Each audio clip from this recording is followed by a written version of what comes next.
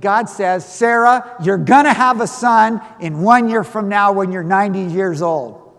And Sarah laughed. And when Sarah laughed, what did God do? God said, why do you laugh? And here's the most important thing.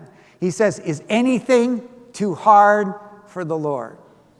And for lots of you, that's why you came to church today, just to hear that one line that God says.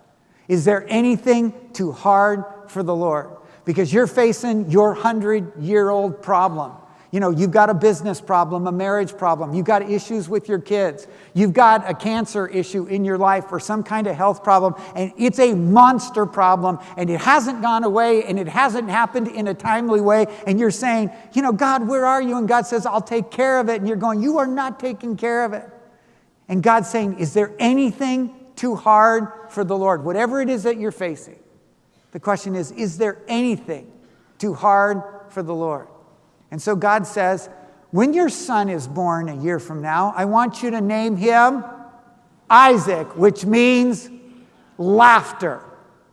Because you're going to laugh to see how I respond, I provide, I do what I say.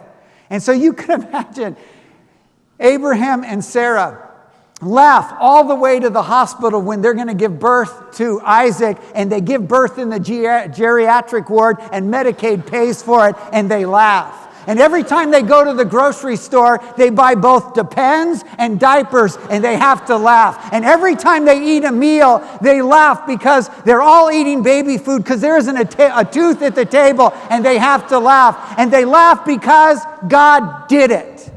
At 100 years old, God did it.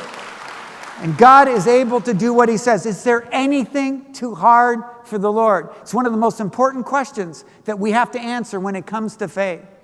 Are you going to live in fear? I got to figure this out. I got a Hagar solution, or I get to laugh. God could never do that. Is anything too hard for the Lord?